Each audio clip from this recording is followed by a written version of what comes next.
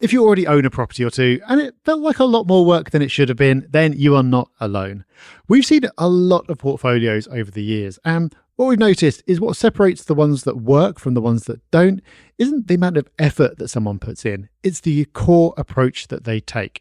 The people who end up doing best in property have just got a few things right from the start and they've stuck with them. We've written all of this up into a free guide. It's basically our complete investment philosophy, and you can grab it for free at propertyhub.net/strategy. That's propertyhub.net/strategy.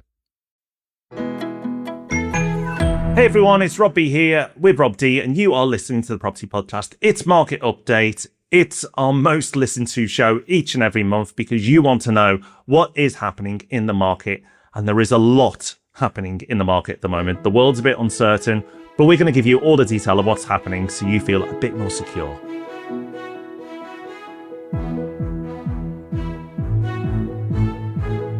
Welcome to the Property Podcast. Thank you for joining us. In case you don't know, we run a business that buys more than £100 million worth of property every year for our clients. You can find out about that at propertyhub.net/invest. And at times like this, when everything is a bit uncertain, it's never more critical as an investor to know what's going on. So let's bring you up to speed right now. So let's start like we always do with house prices. And nationwide have reported house prices up by nearly 1% in the month of March, 0.9 to be exact. And that means the average price in the UK now is £277,186. There's the exact number for those who like the detail. That's another strong month. And that is what we were seeing, those green shoots that we talked about in the last few weeks. That was, of course, until the Iran war. And for the last few weeks, there's been a bit more uncertainty. So we'll have to see whether those green shoots have been trodden on or it's just a temporary blip in the market. But either way, as we've talked about in an episode recently, it's allowed deals to be done again. Those green shoots were allowing sellers to become a bit more confident and maybe not accept deals they might have towards the back end of last year. But with the Iran war, there's a temporary blip at least. But we'll have to wait for April's and possibly even May's numbers to see what impact that's had. But regardless, the first quarter of the year has been a strong one for property. Strong when you consider what we've had recently, Rob. Of course, it's nowhere near a boom, but it was some healthy growth at least.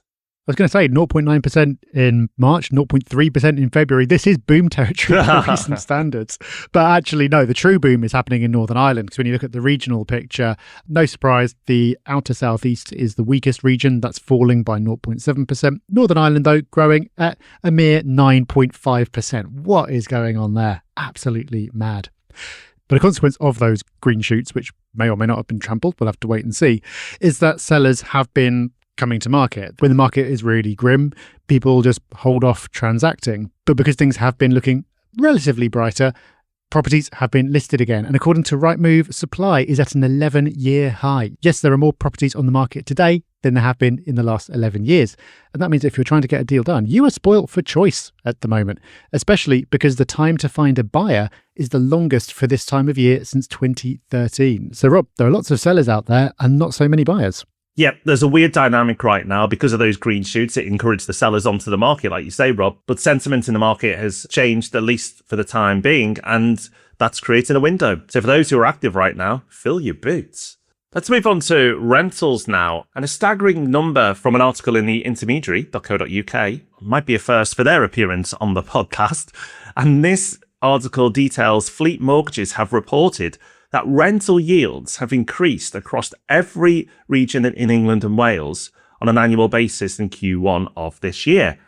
It says now the average yield, and this will be gross yield, is 8.1 nationally, up 0.7% year on year. That going through 8% is huge. It's such a strong return at the moment. It's crazy. And that's an average, remember. In the Northeast, it's approaching 10 at 9.8. So you have multiple regions at the moment in the North and Midlands now exceeding that 8% threshold. Now, you do have to remember that won't be the prime stock in those areas. So those areas are big, big areas. That's going to be pushed up by the cheapest areas of those regions. And in the Northeast, for example, you can get some very, very cheap areas. So that's what's driving that yield up. But regardless, that's how it's always been. And this has to be a record high at blasting through 8%. And this is something I say regularly on the market update. But that's why I love that we do this show every month. is that when you get into the detail and you hear about data like that, because let's face it, not many people are browsing through the intermediary website day in, day out, but you'll miss stories like that. But with yields so strong right now, for investors or future investors, they don't even really need to believe in capital growth in the future to get a good return from property now. Now, I'd strongly advocate that you invest for capital growth and you leverage to take full advantage of it and buy in areas that give you the best chance of achieving that. But regardless of all that, the yields are just attractive. It's hard to get those types of returns anywhere. And yes, they are gross yields, but let's be realistic. You're getting less and less in the banks now. Your savings account isn't paying out what it was 1-2 years ago because interest rates have been cut. So at some point, if this trend continues, people will just start to look at property just for the rental return and see capital growth as a bonus. So you've got this wonderful window at the moment where it's absolutely a buyer's market, but you're getting great returns as well. Yep, and those people who are being drawn in are overwhelmingly doing so in a limited company. That's another stat from the same piece of research. 78% of applications in a limited company. That's the highest figure I've seen. Now, that's going to be skewed slightly by the type of lender, but still absolutely massive. And it gives you an impression of the kind of people who are getting in versus getting out, as we've spoken about many times. More good news on rents, from a landlord's point of view at least, is that rents for newly let properties are up. So, of course, a couple of years ago, we had that mega rental boom. Rents were going crazy. Then things settled down. We had a pattern for a while where landlords were increasing rents within tenancies, but rents for new lets had kind of plateaued. Now they're back on the up again. The average rent is up to £1,368. Again, madness. I could remember when that was 700 and something. It wasn't that long ago. And London rents are back up as well, up 1% over the last month after 13 consecutive months of falls. So I think what we're seeing there is the supply squeeze in action. The complete opposite pattern of what we're seeing in the sales market. In the sales market, absolutely loads of stock out there. The rental market, quite the opposite. Again, though, the regional picture is incredible. So ONS figures show that rents are up 3.5% over the last year, but London is the lowest, 1.1%. The Northeast, 8%. We've shared similar data before, but it is worth emphasising again because that is absolutely nuts. A real post-COVID rental story comes from this story in Property Investor Eye, where the headline reads, "Surging room rents leave affordability at breaking point." And it goes on to detail that room rents in key cities, Belfast, Newcastle, Cardiff, have all increased around the 50% mark over the last 5 years. And it's not just those cities. Glasgow, 44%, Manchester, 43%, Edinburgh, 41%. The list goes on. Derby coming in at 7th, Liverpool 8th, Southampton 9th. And that's probably the position Liverpool will finish in the league this year as well. So what does this tell us? Well, actually, when we look at the 1 year change, it's not much of a spectacular headline. In fact, Newcastle is at number 2. Room prices have actually fallen in the last 12 months by 1.6%. So the headline is slightly misleading because rents seem to be on a per room basis on the way down. But what it does show us is that after COVID, everyone said no one's going to live in cities. And if they do, they want their own space. And for a small amount of time, that was true. But it turns out people do want to live in cities and not everybody can afford or want to rent their own place. But what we can clearly see is that trend reversed and has come back up over the last 5 years. Not that much movement in the last 12 months, but you can see the longer term trend of the 5 years is the return of people to city centres. I think that's really, really interesting data. Not surprising, but not many people called this. And Rob, I do remember, I still want to give you credit for it. You did call this. You said people would return to the city centres. It seems like a normal thing now. But when you are a lone voice and being completely contrarian to what everyone else is saying, you can be scoffed at. But 5 years on, the data is loving you, my friend. Well, when you get something right, keep on repeating it. That's what I say. Yeah. I'm going to take that one because I've been wrong about plenty in the past. But I mentioned earlier about the landlords who were getting in versus getting out. And let's dig into that a bit more in this next section because there are a few stories around at the moment on this theme. So who are landlords? Where is the sector growing? Where is the sector shrinking? So according to a survey from Property 118, landlords are older, more mature, to put it nicely. 77% of landlords aged 56 plus. Now that's going to be skewed by the site that is doing the research. If we did the same piece of research, because our audience is different, it would come in lower. But nevertheless, this is one data point in many. We've seen this pattern where a lot of the landlords who are getting out are not necessarily just doing so because of rental reform. That's the thing that's blamed, and sure, it doesn't help. But a good number of them would be getting to that point anyway. So that's who landlords are. Where is the sector growing versus shrinking? Well, where it's shrinking is smaller landlords. So we've got data from the Deposit Protection Service, and this is going to be good data because it's based on deposit records. So they know from their database how many properties each landlord has. This isn't just going and surveying people. And they found that landlords with just 1 or 2 properties fell from 57% to 50% over the last year, and landlords with 11 properties or more rose from 5% to 8%. So those don't sound like big moves, but I would argue that within a year, those are pretty big moves. And we're near the start of what I believe is going to be a long-term trend, especially, Rob, when you put it together with that fleet mortgages data about how 78% of applications are from limited companies. You're getting a real picture of where the rental market is going. It seems, for me, the data suggests that it's the people who are taking it serious are the ones making all the moves right now. Those who are fully committed to property investment as a strategy. And for those who have just dabbled, it's a side project, a side quest, if you like, they are moving out of the market. And this is something that we've said for a long time now, like you can't really dabble in property investment in the UK anymore. Not really anywhere, but you can't do it in the UK. It's too complex. You need to really invest through a limited company for the majority of people at least. And there's more to it. So if you're going to go to the effort of investing in 1 or 2, you may as well continue. And yes, funds will prohibit some people from building those bigger portfolios, and people with 1 or 2 may be very dedicated to get into those bigger numbers, but you'll get there if you stay dedicated. I think the point is, years ago, 10 years ago plus, when we started this podcast, lots of people would just buy a property on the side. It was just something good to do. Like you did your stocks, you did whatever else, and then you had a 1 or 2 buy-to-lets. You can't really dabble anymore. And this data is hard data showing that it's not people dabbling, it's serious professionals. Now, what will be really interesting to see in years to come is when we do eventually have a boom in property prices, and it's been a long, long time since we've had one of those, like a sustained boom. But when we do have a sustained boom and sentiment follows that, and everybody gets excited about property again, will we see speculation and people dabbling then? I think yes, it's just human nature. Even if it is harder, I think people will ignore the consequences and just go in. So I think this trend will continue for now, but when property recovers and delivers strong numbers, which at some point it will, because it's just another asset class and they all go through cycles. When it does, then this data may change again. But for now, I can see this trend absolutely continuing. I think so. Now let's come on to mortgages and interest rates. And this is a trend which we hope will be more short-lived, which is the upheaval in the mortgage market because of what's going on in Iran and what analysts believe the knock-on effect of this will be for energy prices and therefore inflation and therefore the path of interest rates. So the Bank of England voted last week to hold interest rates at 3.75%. And Bank of England fact fans, that is the first time since 2021 that you've had a unanimous vote. Previously, there were 4 members believing that rates should be cut. They've now switched to a hold because of what's going on in Iran.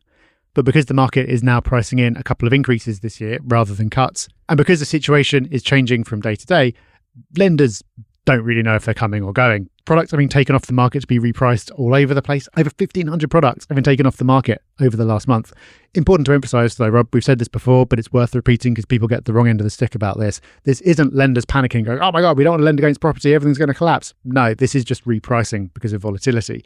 So if you're in the process of agreeing a deal right now, yeah, it's unfortunate timing and you're going to have to be speaking to your broker frequently. And while we can't predict exactly what's going to happen to rates, we can say that things are going to settle down. And that's important. We talked about this on last week's podcast. And if you've not listened to that, I strongly recommend you do, because it really helps you understand where opportunity lies in uncertainty. But right now, those mortgage rates are putting people off from moving forward. And because there is that volatility, let's not pretend there isn't. But when you have more stock on the market, like we've already talked about, and you have less people interested in buying that stock, the deals are just very, very good, because you're going against the crowd. But you have to remember, these mortgages have increased slightly because of uncertainty. But even if the war continues, that still brings, in most cases, certainty. It doesn't sound nice, but it's true, because we only have to look at the Ukraine war. The same thing happened when that all kicked off, but then it became normal again. So mortgage rates will settle down whether the war continues or not, and then people will start to move back in and regain some confidence. So it's the brave right now who are taking full advantage of it. Should be, I say. If you're investing and not taking full advantage of your situation right now, then, well, you're a bit crazy. You are in a very strong position if you're an investor right now. So make sure you take full advantage of that strength that you have. Now, Rob, I've noticed in the office a lot of bunting's been arriving in boxes, some party balloons. And I can now understand why, because it's approaching May 1st, and that's a big day for you. It's a big day. No, it's not my birthday. It's far bigger than that. It's the implementation of the Renters' Rights Act. And because you said something nice about my prediction earlier, Rob, for your benefit, I will rattle through this quite quickly. But the big news, the government has published the Renters' Rights Act information sheet. What? Yes, this is the information sheet that you must serve before the end of May, unless you want to be fined £7,000. That needs to go out to tenants, and looking at the wording of it, it'll be of no benefit at all because it's very hard to understand. Unless you're immersed in this stuff, you're still not going to have a clue what's going on. Tenants apparently do not. 2/3 of tenants in London are completely unaware of what's going on, according to one piece of research, and who can blame them really? But more worryingly, according to another piece of research, 25% of landlords still have no idea that this is coming up. I predict that those are probably the landlords who are not going to be still in the market in a few years' time. So we're about to give you Hub Extra, but I hope you've enjoyed this week's market update. It is our most popular show each and every month. We know lots of people from the industry listen, not just aspiring or established property investors. So if you are one of those people, do share it with your peers. Go to the show notes. Let them also get clued up on what is happening in the property market each and every month. There's a link there that will help you share this podcast with others. Because when you share things, you feel like a good person. And that's why we do Hub Extra each week, because we like to feel like good people. And this week, we're bringing you another bit of AI. Yes, we know we talk about AI a lot on the podcast, and not always property specific. But we do really think that you should be going all in because there is so much happening in that world right now. But regardless, I want to give you something that you, as a hardcore property investor, can use. And also lots of people can use this outside of property investment as well. And what is the tool? Well, it's Claude for Excel. Link in the show notes, of course. But what it allows you to do is work directly within your Excel spreadsheet with Claude. So once you've signed up to Claude, you can then download this extension or this tool, and it will connect to your Excel spreadsheets. And you can do pretty much whatever you want within those spreadsheets. Within minutes, I built a cash flow model for property investment just as a test, which included all the stamp duty implications for property investors. It had loads of detail. It was really robust. It would have taken me hours upon hours to create myself, but from scratch, it just took a little bit of prompting with this tool. And I could watch the Excel spreadsheet come to life in real time as Claude worked on it. It's truly impressive, but it's not just for creating things, it's for improving things. So if you have a detailed spreadsheet, detailed models already, you can enhance them, improve them, check for mistakes. It's fantastic. It is really, really good. And if you pay for Claude already, and I think the basic account is like £20, it's an absolute steal. This is part of it. You can start using it today. It is well worth downloading if you ever dabble within a spreadsheet. So do check that one out. It's a great tool. Well, that is us done for this week. Thank you for joining us. If you don't want to wait a whole month for your next dose of news, then do sign up for our newsletter. It's free. It's every Friday. It rounds up everything you need to know. You can find that at propertyhub.net/pulse. And we'll see you again back here very soon. Bye-bye. Bye-bye.